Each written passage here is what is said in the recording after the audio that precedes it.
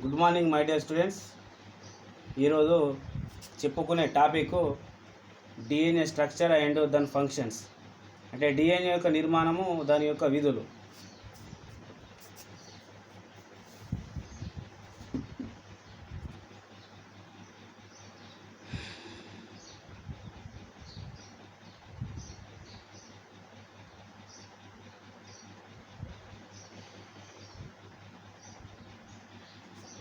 ఈరోజు డేట్ 18/7/2020 సంవత్సరం.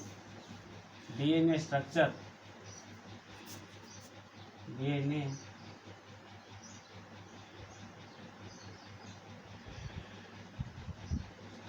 And functions.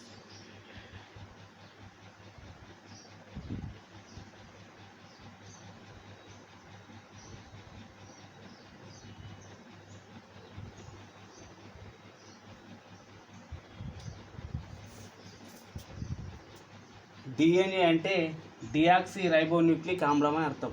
Deoxy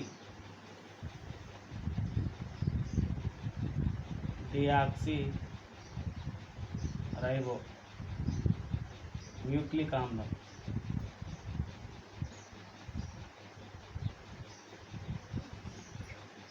DNA అంటే డియాక్సీ రైబో న్యూక్లిక్ ఆమ్లం అని అర్థం.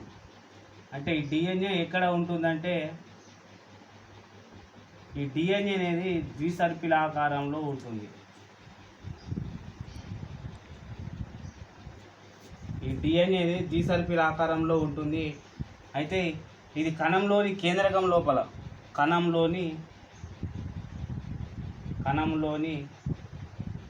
కేంద్రకం లోపల వలయాకారంలో ఉంటుంది. కణంలోని కేంద్రకం లోపల ద్విసర్పిలాకార నిర్మాణంలో ఉంటుంది. ద్విసర్పిలాకార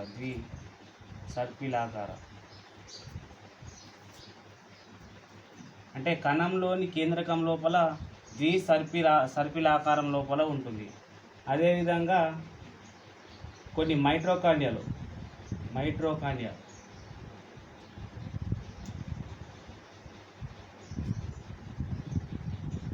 బ్యాక్టీరియా ప్లాస్టిడ్లలో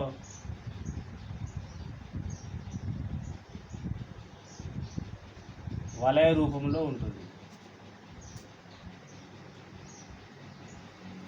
అంటే కొన్ని మైట్రోకాండియాలు, కొన్ని బ్యాక్టీరియా లోపల కానీ, కొన్ని ప్లాస్టిడ్ల లోపల కానీ ఇది వలయ రూపంలో ఉంటుంది. ఈ విధంగా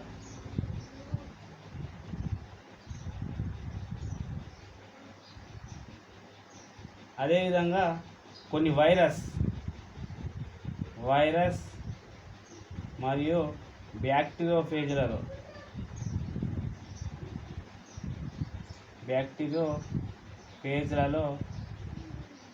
డిఎన్ఏ అనేది మెలితిరిగి ఉంటుంది.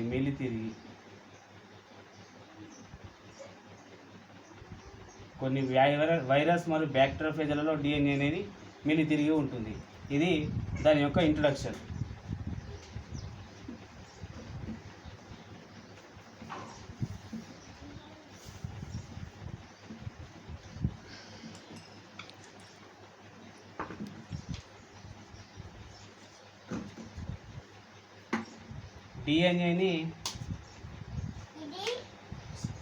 డిఎన్ఏని ఎఫ్హెచ్సి వాట్సన్, క్రిక్ అనే శాస్త్రవేత్తలు 1953 సంవత్సరంలో ఈ డిఎన్ఏ గురించి వివరించారు. వీళ్ళు డిఎన్ఏ గురించి వివరించినందుకు వాళ్ళకు 1958లో నోబెల్ బహుమతి రావడం జరిగింది.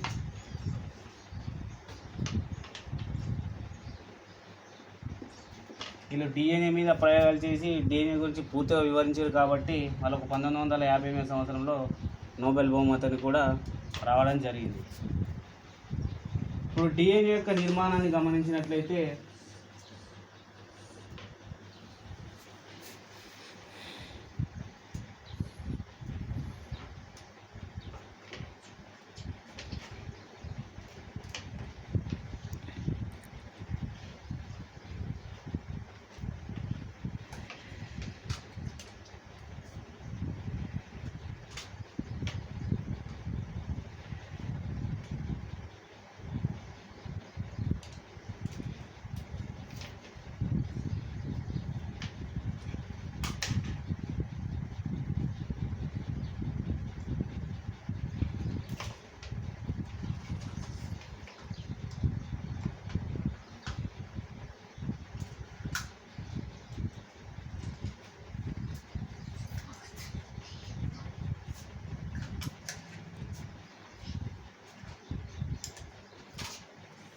రెండు పోచలు కలిగినటువంటి అంటే వలయ రూపంలో మెలిక తిరిగినటువంటి ద్విసర్పిరాకాల రూపంలో ఉన్నటువంటి రెండు పాలీన్యూక్లియేటెడ్ గొలుసులు ఇవి. 3 1 అంత్యం 5 1 అంత్యం 5 1 అంత్యము 3 1 అంత్య నిర్మాణాన్ని కలిగి ఉంటుంది. అయితే ఈ వాట్సన్ మరియు క్రిక్ ప్రకారం వలయాకారంలో డిఎన్ఏ రెండు పాలీన్యూక్లియేటెడ్ గొలుసులు ఎదురెదురుగా ఒకదానికొకటి సమాంతరంగా ఉంటాయి. ఈ రెండు పాలీన్యూక్లియేటెడ్ గొలుసులు రెండు వలయాకారం లోపల అంటే ఒకదానికొకటి ఎదురెదురుగా వలయ రూపంలో అంటే ద్విసర్పిరాకార రూపంలో ఒకదానికొకటి సమాంతరంగా వలయ రూపంలో అమరి ఉండడం జరుగుతుంది. వలయ రూపంలో ఉండడం అనేది జరుగుతున్నది.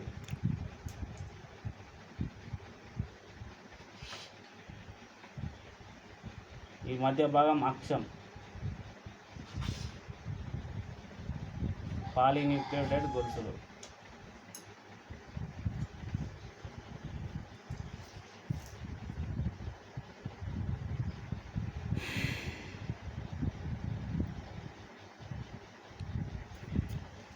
ఈ రెండు పాలీన్యూక్లియేటెడ్ గొలుసులు సమాంతరంగా ఒకదానికొకటి ఎదురెదురుగా అమరి ఉంటాయి. దాని యొక్క మధ్య భాగంలో అక్షం అనే నిర్మాణాన్ని కలిగి ఉంటుంది. ఈ అక్షాన్ని ఆవరించుకొని విచ్ఛిన్న రూపంలో అంటిపెట్టుకొని ఈ పాలీన్యూక్లియేటెడ్ గొలుసులు రెండు ఉంటాయి. అదేవిధంగా ఈ పాలీన్యూక్లియేటెడ్ గొలుసు యొక్క చక్కెర పరమాణువు యొక్క ముందు భాగంలో 3 1 అంత్యం అనే నిర్మాణాన్ని కలిగి ఉంటుంది. 3 1 అంత్యం 3 1 అంత్యం. మరో పక్కన 5 1 అంత్యం అనే నిర్మాణాన్ని కలిగి ఉంటుంది. దానికి క్రింది భాగం లోపల 3 1 అంత్యానికి క్రింది భాగం లోపల 5 1 అంత్యం అనే నిర్మాణము కలిగి ఉంటుంది. అదేవిధంగా 5 1 అంత్యం యొక్క చివరి నిర్మాణాన 3 1 అంత్యం అనే నిర్మాణాన్ని కలిగి ఉంటుంది. అంటే ఈ పాలీన్యూక్లియేటెడ్ గొలుసుల యొక్క ముందు భాగాన 3 1 అంత్యం ఉంటే దాని చివరి భాగంలో 5 1 అంత్యాన్ని కలిగి ఉంటుంది. అదేవిధంగా మరో యొక్క పాలీన్యూక్లియేటెడ్ గొలుసు యొక్క ముందు భాగంలో అంటే 5వ కార్బన్ పరమాణువు పైన 5 1 అంత్యం ఉంటే చివరి కార్బన్ పరమాణువు 3 1 అంత్యాన్ని కలిగి ఉంటుంది. ఈ విధంగా ఈ ద్విసర్పిరాకార రూపంలో ఉన్నటువంటి ఈ డిఎన్ఏ అనేది ఏర్పడి ఉంటుందని చెప్పేసి వాట్సన్ క్రిక్ అనే శాస్త్రవేత్తలు 1953 సంవత్సరంలో దీని గురించి వివరించినందుకు మొత్తం 1950 సంవత్సరంలో నోబెల్ బహుమతిని పొందడం జరిగింది. మరి డిఎన్ఏ యొక్క రాసాయనిక నిర్మాణం అనేది ఏ విధంగా ఉంటుందో చూద్దాం.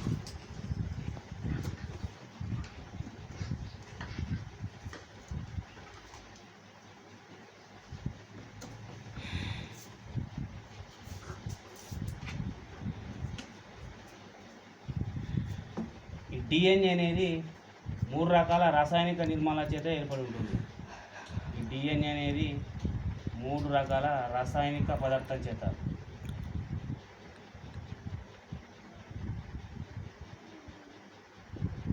చేత ఏర్పడి ఉంటుంది. ఈ డిఎన్ఏ 3 రకాల రాసాయనిక పదార్థం చేత. ఒకటి చక్కెరలు, రెండవది ఫాస్ఫేట్లు, ఒకటి చక్కెరలు, రెండవది ఫాస్ఫేట్లు, మూడవది నత్రజని క్షారాలు.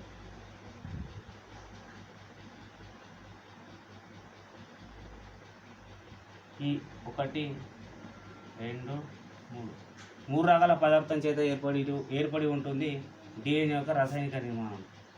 అదేవిధంగా ఈ డిఎన్ఏ లోపల ఉండే చక్కెరని ఏమంటారు అంటే డియాక్సీ రైబో చక్కెర అంటారు.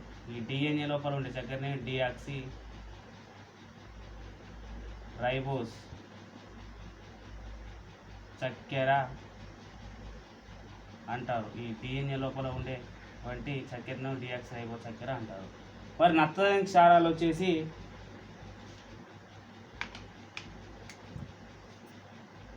అడినిన్, గ్వానిన్, సైటోసిన్, థైమిన్ 4 నత్రజని క్షారాలను కలిగి ఉంటుంది. ఈ నత్రజని క్షారాలను కలిగి ఉంటుంది అడినిన్, గ్వానిన్, సైటోసిన్, థైమిన్. ఏది నత్రజని క్షారాలు.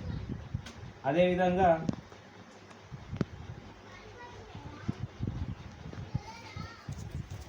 ఈ అడినిన్, గ్వానిన్లు ఏమంటారంటే ప్యూరిన్లు అంటారు. వీటిని ఏమంటారంటే ప్యూరిన్లు. ఈ సైటోసిన్ థైమిన్, థైమిన్ని సైటోసిన్ అంటే సి. ఈ సైటోసిన్ థైమిన్ ఏమంటారంటే పిరమిడ్లు అంటారు.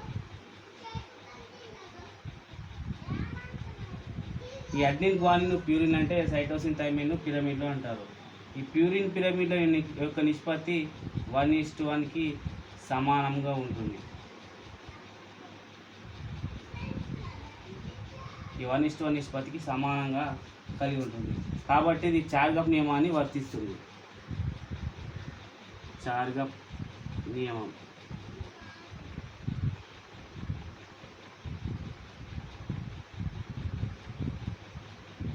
ఏర్పరుస్తుంది. అంటే దీని యొక్క నిష్పత్తి 1:1 నిష్పత్తి 1:1కి సమానంగా ఉంటుంది కాబట్టి చార్గప్ నియమాన్ని వర్తిస్తుంది. ఇది దాని యొక్క రసాయనిక నిర్మాణం.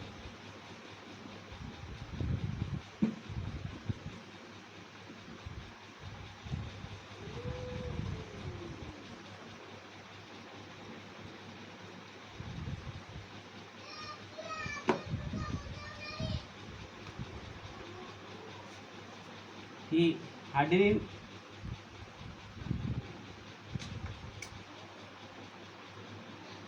అడినిన్, గ్వానైన్ల మధ్య హైడ్రోజన్ బంధం అనేది ఏర్పడుతుంది. హైడ్రోజన్ బంధం అంటే 2 ద్విబంధాలను కలిగి ఉంటుంది. హైడ్రోజన్ బంధాల చేత ఏర్పడుతుంది.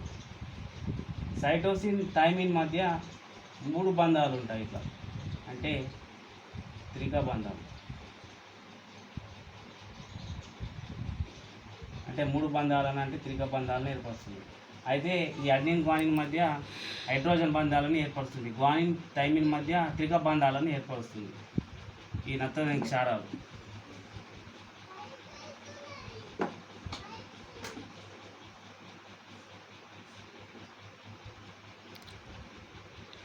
ఈ డిఎన్ఏ లోపల ఇప్పుడు ఈ అడ్నిన్, గ్వానిన్, సైటోసిన్, థైమిన్ యొక్క నిర్మాణం గమనించడం.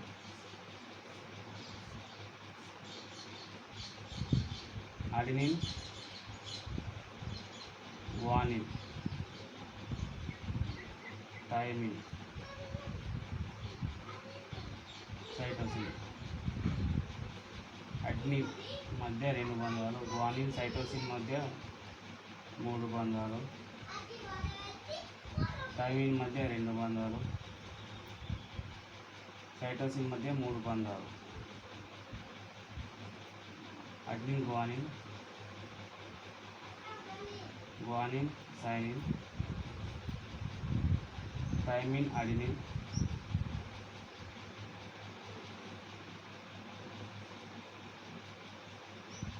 Cytosine, guanine. ఇట్లా 3 బంధాలను ఏర్పరచుకుంటుంది.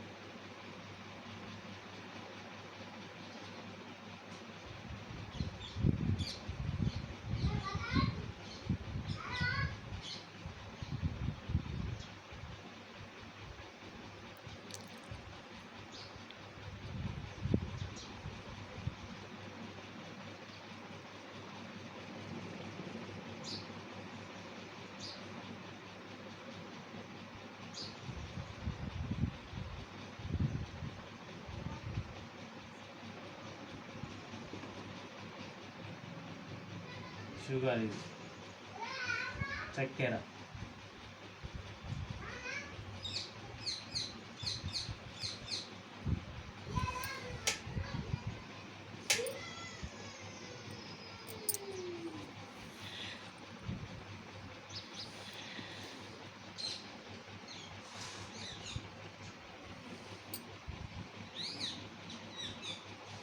ఫాస్ఫేట్.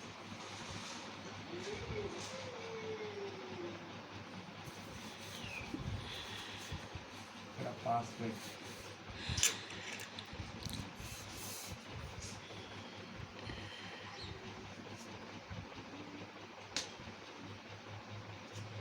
డిఎన్ఏ లోపల ఉండే చక్కెరను ఒక నత్రజని క్షారాన్ని కలిపి న్యూక్లియోటైడ్ అంటారు. దీన్ని ఏమంటారు అంటే న్యూక్లియోటైడ్.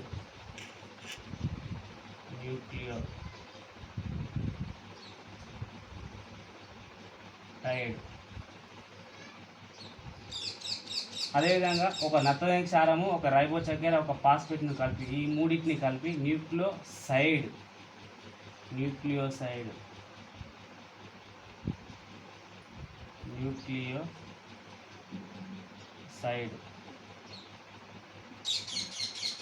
ఈ నత్రజని క్షారము, ఒక రైబో చక్కెరను కలిపి న్యూక్లియోటైడ్ అంటారు. ఒక నత్రజని క్షారము, ఒక రైబో చక్కెర, ఒక ఫాస్ఫేట్ను కలిపి న్యూక్లియోటైడ్ అంటారు.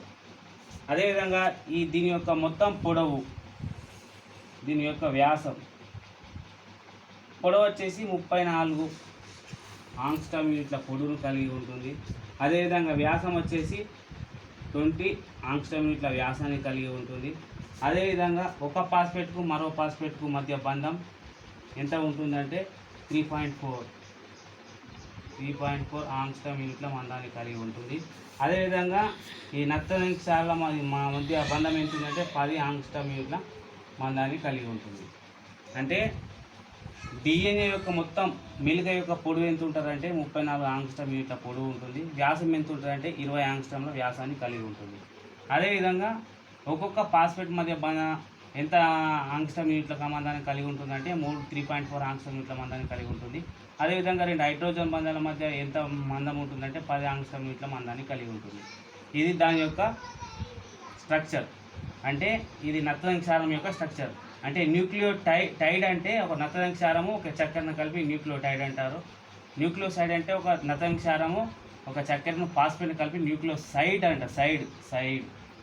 సైడ్ అంటారు. ఇది దాని యొక్క స్ట్రక్చర్.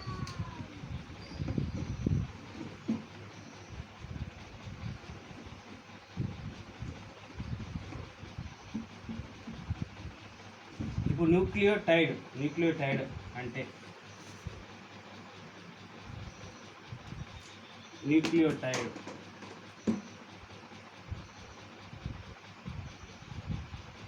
సరిగా వాడడం లేదు. ఇది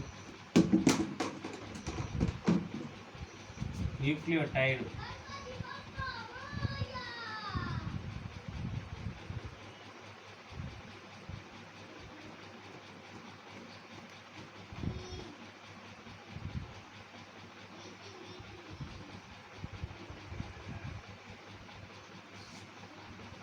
అడినిన్ అనేది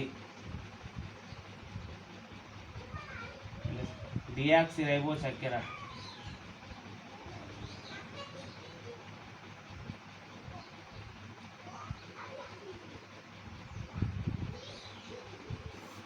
కలిపి అడినోసిన్ అంటారు.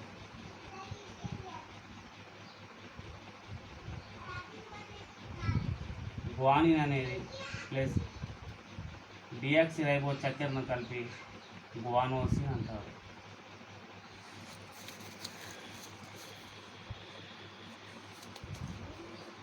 సైటోసిన్ అనేది డియాక్సిరైబో చక్కెరను కలిపి సైటిడిన్ అంటారు.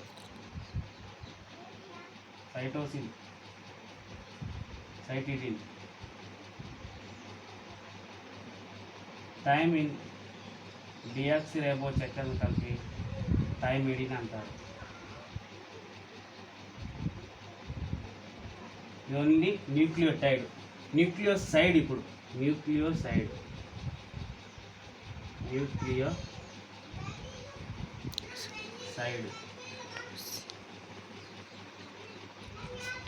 అడినోసిన్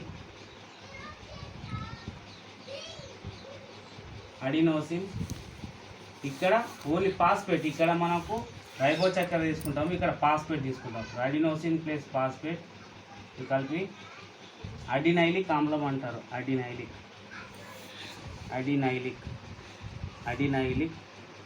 ఆమ్లం. రెండవది గ్వానోసిన్ ప్లస్ ప్లస్ ఫాస్ఫేట్ని కలిపి గ్వానైలిక్ ఆమ్లం, గ్వానైలిక్ ఆమ్లం అంటారు. మూడవది థైమిడిన్,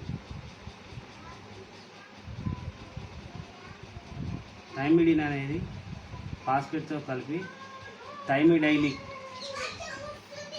థైమిడైలిక్ ఆమ్లం అంటారు. లాస్ట్ సైటిడిన్, సైటిడిన్ అనేది ప్లస్ ఫాస్ఫేట్తో కలిపి సైటిడైలిక్, సైటిడైలిక్ ఆమ్లం అంటారు.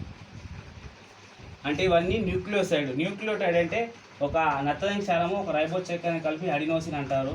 అదేవిధంగా న్యూక్లియోసైడ్ అంటే ఒక నత్రజని క్షారము చక్కెరను ఫాస్ఫేట్ను కలిపి న్యూక్లియోటైడ్ అంటారు. ఇక్కడ ఓన్లీ ఫాస్ఫేట్ మాత్రమే తీసుకున్నాం కాబట్టి ఇది న్యూక్లియోసైడ్.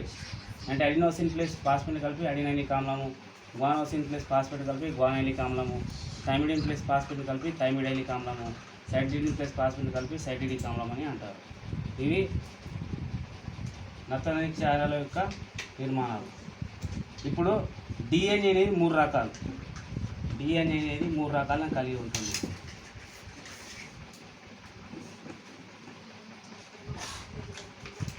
డిఎన్ఏ అనేది 3 రకాలను కలిగి ఉంటుంది. డిఎన్ఏ అనేది 3 రకాలు కలిగి ఉంటుంది. డిఎన్ఏ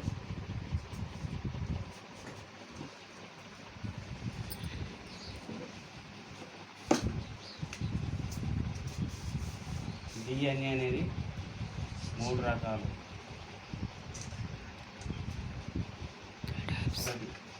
బిడిఎన్ఏ, రెండోది జెడ్డిఎన్ఏ, మూడోది ఏకకోచయిత డిఎన్ఏ.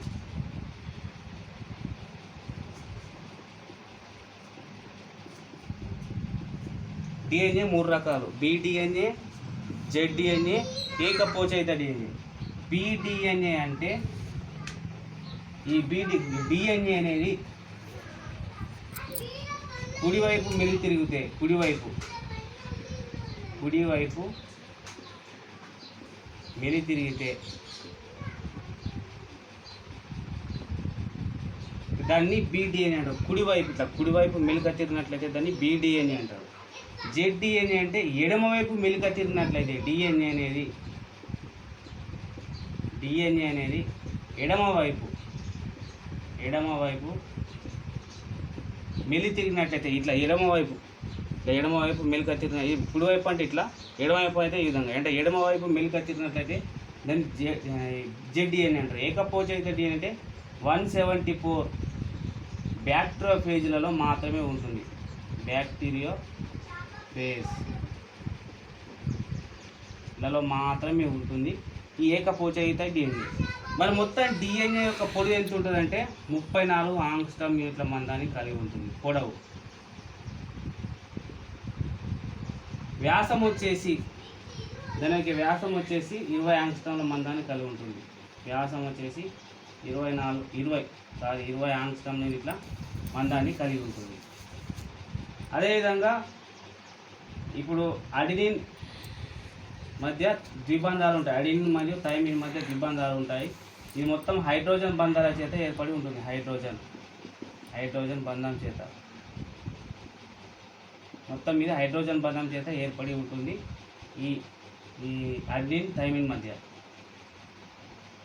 అయితే నెక్స్ట్ ఫాస్ఫోడైఎస్టర్ బంధాలు ఎందులో ఉంటాయంటే న్యూక్లియోటైడ్, చక్కెర ఫాస్ఫేట్ మధ్య ఉండే బంధం. ఇప్పుడు ఇంతకుముందు చేసిన ఏది అంటే చక్కెర, రైబో చక్కెర,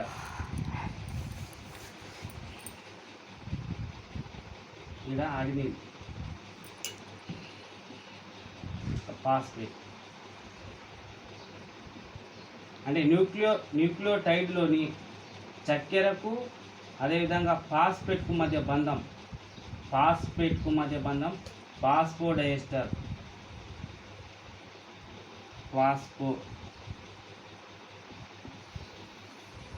ఫాస్ఫోడైఎస్టర్ అంటే ఒక నత్రజని క్షారానికి ఒక ఫాస్ఫేట్ మధ్య ఫాస్ఫోడైఎస్టర్ బంధం ఉంటుంది. అదే ఒక నత్రజని క్షారానికి అదేవిధంగా నత్రజని క్షారానికి మధ్య ఏ బంధం ఉంటుందంటే హైడ్రోజన్ బంధాలు ఉంటాయి. ఒక అడినిన్ థైమిన్ మధ్య ద్విబంధాలు ఉంటాయి. దీని హైడ్రోజన్ బంధం చేత ఏర్పడి ఉంటుంది. ఈ మొత్తం మెలిక యొక్క పొడవు మొత్తం ఎంత ఉంటుందంటే 34 ఆంగ్స్ట్రోమ్ మందాన్ని కలిగి ఉంటుంది. వ్యాసం వచ్చేసి 20 ఆంగ్స్ట్రోమ్ మందాన్ని కలిగి ఉంటుంది. ఇప్పుడు ఈ రెండింటి మధ్య ఎంత ఆంగ్స్ట్రోమ్ మందాన్ని కలిగి ఉంటుందంటే 10. ఇప్పుడు అడినిన్ థైమిన్ మధ్య ఆంగ్స్ట్రోమ్ యూనిట్ మందం ఎంత ఉంటే 10 ఆంగ్స్ట్రోమ్ మందాన్ని కలిగి ఉంటుంది. ఇది డిఎన్ఏ యొక్క రకాలు. మరి డిఎన్ఏ యొక్క ఫంక్షన్స్, విధులు.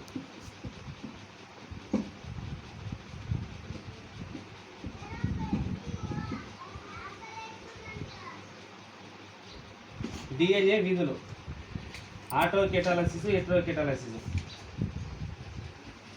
డిఎన్ఏ విధులు.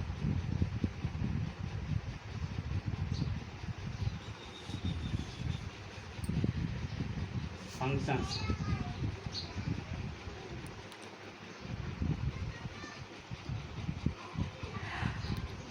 First one autocatalysis.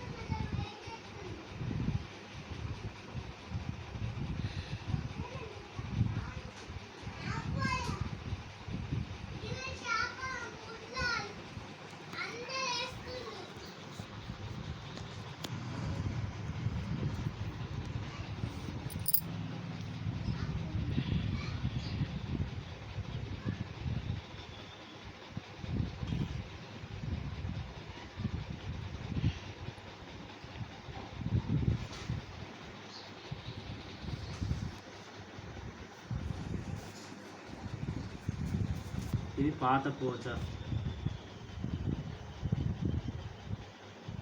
ఇది కొత్త పోచ. ఇది పాత పోచ, ఇది కొత్త పోచ.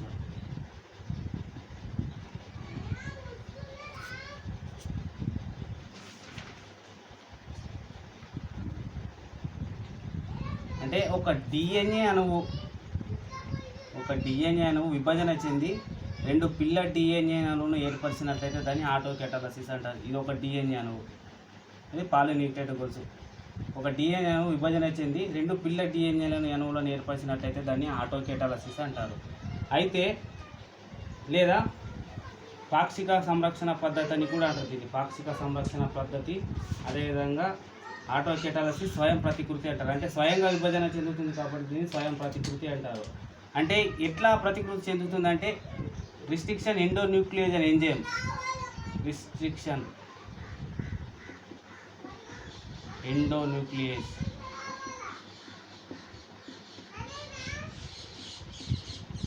అనే ఎంజైమ్,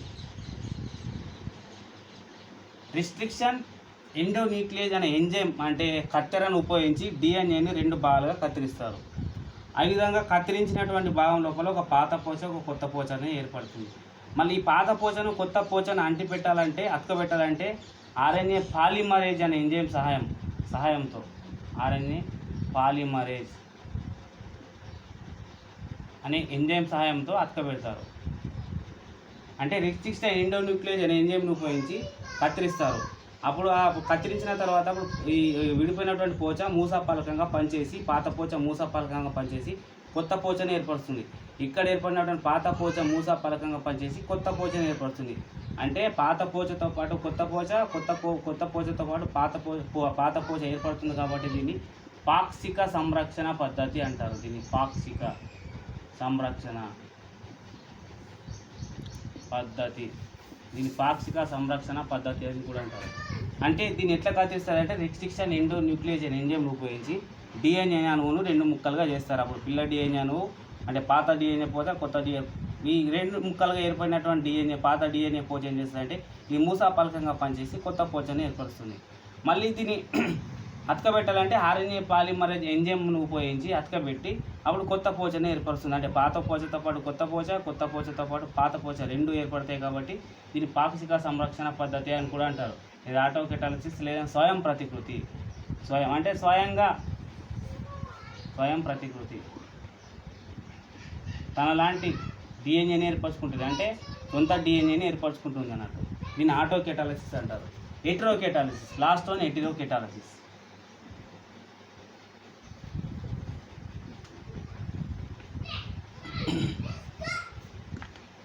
హెటెరోకెటాలసిస్ రెండవది హెటెరోకెటాలసిస్.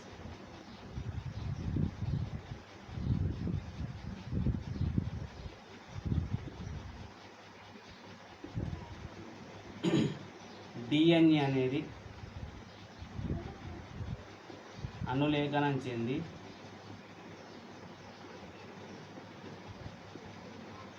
రాయబారి ఆర్ఎన్ఏని ఏర్పడుతుంది. రాయబారి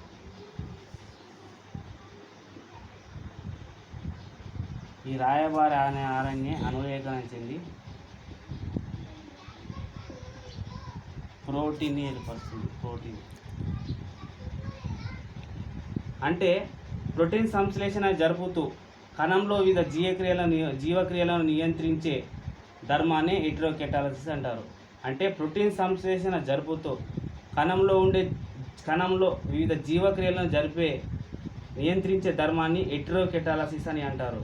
ఈ చర్యలో డిఎన్ఏ యొక్క ప్రతి డిఎన్ఏ అనేది విడిపోచ అంటే అనులేఖనం చెంది రాయబారి ఆర్ఎన్ఏని ఏర్పరుస్తుంది. ఈ రాయబారి ఆర్ఎన్ఏ అనులేఖనం జరిపి ప్రోటీన్ను ఏర్పరుస్తుంది. ఈ విధంగా ప్రోటీన్ ఏర్పడడాన్ని ఈ విధంగా రాయబారి ఆర్ఎన్ఏ నిర్మాణం చేసే మూసా ఫలకంగా పనిచేస్తుంది. అంటే ఈ అనులేఖనం అనేది మూసా ఫలకంగా పనిచేస్తుంది. అంటే డిఎన్ఏ అనులేఖనం చెంది రాయబారి ఆర్ఎన్ఏని ఏర్పరుస్తుంది. ఈ రాయబారి ఆర్ఎన్ఏ అనులేఖనం చెంది ప్రోటీన్ని ఏర్పరుస్తుంది. ఈ విధంగా ప్రోటీన్ ఏర్పరుస్తుంది కాబట్టి దీన్ని హెటెరోకెటాలసిస్ అంటారు. ఈ విధంగా డిఎన్ఏ యొక్క నిర్మాణము, విధులు అనేటివి ఈ విధంగా జరుగుతూ ఉంటాయి. అయితే మళ్ళొకసారి ఈ ఆటోకెటాలసిస్ అంటే ఆటోకెటాలసిస్ చాలా చాలా ఇంపార్టెంట్. ఆటోకెటాలసిస్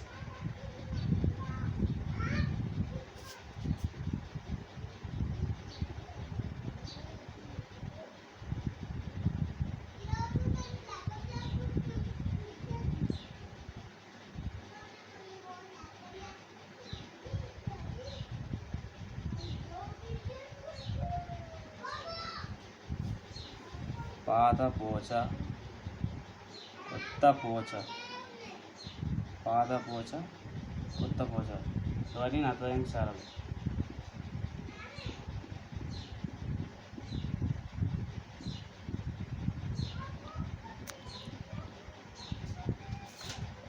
ఆటోకెటాలసిస్ అంటే ఒక డిఎన్ఏ అణువు విభజన చెంది విడిపోయి రెండు పిల్ల డిఎన్ఏ అణువులను ఏర్పరుస్తుంది. ఒక డిఎన్ఏ అణువు విభజన చెంది విడిపోయి రెండు పిల్ల డిఎన్ఏ అణువులను ఏర్పరిచినట్లయితే దాన్ని ఆటోకెటాలసిస్ అని కూడా అంటారు. లేదా స్వయం ప్రతికృతి, దీన్ని స్వయం ప్రతికృతిని కూడా అంటారు. స్వయం ప్రతికృతి, దీన్ని స్వయం ప్రతికృతి అని కూడా అంటారు. అయితే ఇప్పుడు విడిపోయినటువంటి డిఎన్ఏ ఎప్పుడైతే ఈ ఎండోన్యూక్లియేజ్ రిస్ట్రిక్షన్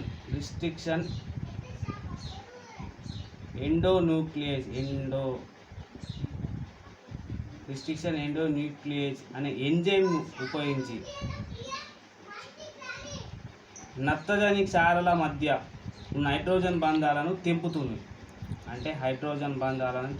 నత్రజని క్షారాల మధ్య ఉన్నటువంటి హైడ్రోజన్ బంధాలను తెంపును. అప్పుడు ఒక కొన నుండి ప్రారంభమైన రెండో కొన కొనసాగుతుంది. ఒక కొన నుంచి ప్రారంభమై రెండో కొన వైపు కొనసాగుతుంది.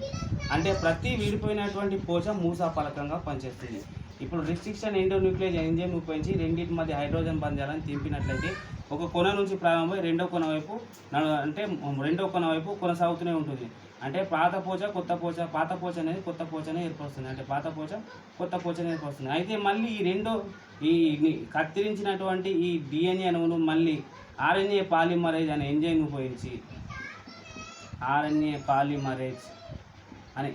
ఉపయోగించి ఏం చేస్తారంటే మళ్ళీ డిఎన్ఏ అణువును కలుపుతారు. అలా కలిపినప్పుడు పాత పోచతో పాటు కొత్త పోచ, పాత పోచతో పాటు కొత్త పోచ అనేది ఏర్పడుతుంది. ఈ విధంగా రెండు పాతది కొత్తది ఏర్పడుతుంది కాబట్టి దీన్ని పాక్షిక సంరక్షణ పద్ధతి అని కూడా అంటారు. పాక్షిక సంరక్షణ పద్ధతి, దీన్ని పాక్షిక సంరక్షణ పద్ధతి అని కూడా అంటారు. దీనిని ఏమంటారు అంటే ఆటోకేటాలసిస్. మరి హెటెరోకేటాలసిస్ అంటే కణం లోపల అంటే ప్రోటీన్ సంశ్లేషణ జరిపే కణం లోపల వివిధ జీవక్రియలు నియంత్రించే ధర్మాన్ని, అంటే ప్రోటీన్ సంశ్లేషణ జరిపేటువంటి కొన్ని కణం లోపల జీవక్రియలను నియంత్రించే ధర్మాన్ని హెటెరోకేటాలసిస్ అంటారు. అంటే ఇక్కడ DNA అనులేఖనం చెందుతుంది. ఈ అనులేఖనం చెందిన తర్వాత రాయబారి RNAగా మారుతుంది. అంటే ఇక్కడ ఇది మూసాఫలకంగా పనిచేసి రాయబారి RNAని ఏర్పరుస్తుంది. ఈ రాయబారి RNA అనులేఖనం చెంది ప్రోటీన్ ఏర్పడుతుంది. ఈ విధంగా ప్రోటీన్ ఏర్పరచడాన్ని హెటెరోకేటాలసిస్ అంటారు. ఈ విధంగా DNA యొక్క నిర్మాణము, విధులు అనేటివి ఈ విధంగా ఏర్పడుతూ ఉంటాయి. ఇది very very very important question. ఇది ఎగ్జామ్లో ఖచ్చితంగా వస్తుంది. ఇది 100% వస్తుంది. ఇది ఇంకోసారి కూడా ఎక్స్ప్లెనేషన్ చేసినాను. ఇది వెరీ వెరీ ఇంపార్టెంట్ క్వశ్చన్.